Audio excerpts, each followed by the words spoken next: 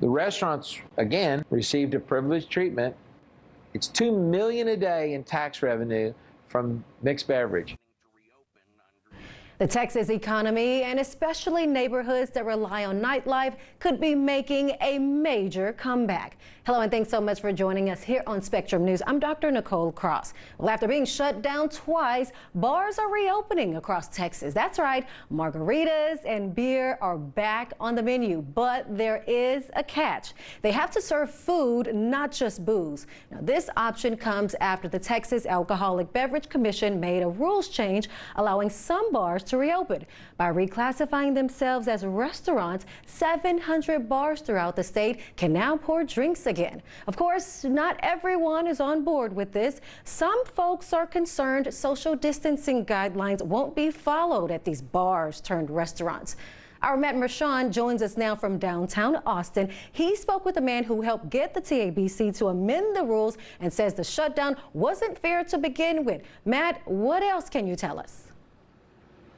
On Nicole, it is sort of crazy to think that some of these bars here on Rainey Street have been open for almost going on a week now.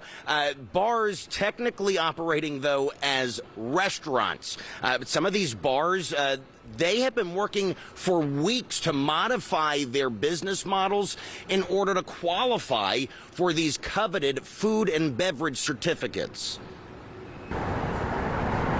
It's this pizza shop that put the Blind Pig on 6th Street in Austin back in business. The two are right next to each other, and Bob Woody owns both, allowing him to modify the floor plan of his bar to include a commercial kitchen and reclassify the Blind Pig as a restaurant.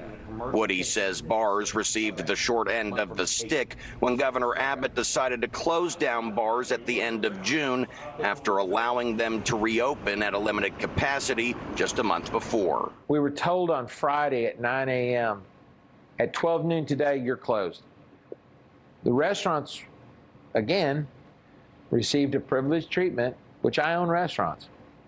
And it was said, you are allowed to go to 50% capacity on Monday. And those restaurants were still able to serve alcohol. Woody claims some of those restaurants were doing more booze sales than food sales. That didn't sit well with the chairman of the Texas Bar and Nightclub Association. Certain restaurants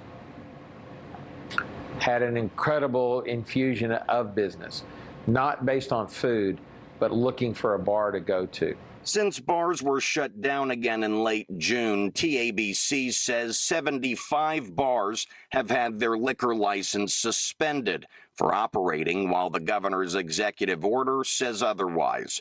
But more than 1,000 bar owners like Woody have instead applied for a food and beverage certificate to reclassify as a restaurant, projecting at least 51% in food sales instead of alcohol to qualify.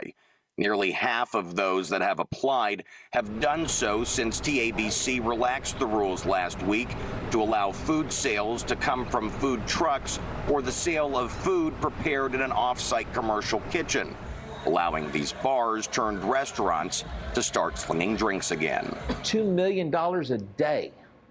It's $2 million a day in tax revenue from mixed beverage. Tax revenue was certainly part of Woody's pitch to TABC to bend the food rules.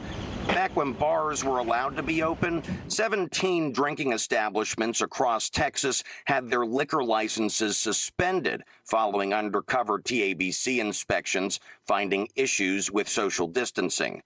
The majority of those are planning to reopen under the amended food rules, begging the question of whether they'll abide by pandemic guidelines this time. Woody says TABC should help better explain the rules. So if you want me to practice social distancing, all you got to do is teach me a class on it, and I got it.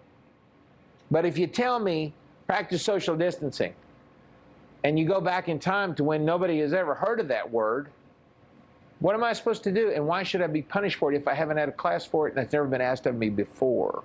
Do you need a class now, though? Yes, I do. Woody says he's asked TABC for a class on the matter. While the state agency says there's no plan to conduct an in-person or virtual class on social distancing guidelines for now, TABC has made printed material available on its website and to industry members upon request. A TABC spokesperson says the agency will continue to conduct regular inspections and audits of businesses to ensure they're complying with the state's alcoholic beverage code and the governor's executive order. Now, most of the bar owners that I've spoken with say they plan to revert back to 51 or at least 51% in alcohol sales once they're allowed to do so. Speaking of, I reached out to the governor's office for a comment to see what he had to say about these relaxed TABC rules that they apparently are circumventing his own executive order in one way to get these bars back open. And I wanted to figure out if the bars, if there's any timeline for them to reopen as bars. Unfortunately, I didn't receive a response back. For now, we're live in Austin. Matt Mershon, Spectrum News. All right, before we let you go, Matt, I have a question for you now. This is a really big deal for cities like Austin and San Antonio with a lot of homegrown bars and pubs, but it's also coming at a price. I understand these certificates that the bars need are going to cost owners even more money during these already tough times. Any idea how Bob is going to handle all of that? Well, you know, Bob's he owns a lot of bars. He's able to handle that. But no, for those small-time bar owners, it's $1,000 in addition to the liquor licenses you already have. You need this permit, this food and beverage certificate, in order to operate as a restaurant right now. Nicole. Thanks so much, Matt. Take a good look at this picture. It's of folks gathered at the Whiskey Tango Foxtrot Ice House back in June. They were one of several bars that had their license pulled by TABC after the agency said they violated social distancing guidelines. They're now using the new TABC rules to reopen. The good news for bar hoppers, there are more food options. The bad news, well, as we mentioned earlier, turning your bar into a restaurant can be very expensive. Kitchen will be located in that nook. We made a custom food trailer from scratch to ensure that it complies with health code. Fortunately, they're getting some help. Dirty Dog Bar is closing their 6th Street spot and donating their equipment and chairs to Whiskey Tango Foxtrot. You know, veterans of foreign wars posts are also being affected by the governor's restrictions on bars. This post in Menchaca was shut down along with similar organizations like the American Legion. Because they sell alcohol, they fall under Governor Abbott's classification of a bar. VFWs are nonprofits with funds coming primarily from donations. But with the canteens closed, they say the money isn't coming in. That's how we generate our revenue. Without it, it makes it pretty difficult. I can see where a lot of posts, if this kept up in the not too distant future, some of the posts aren't going to have the funds in order to survive.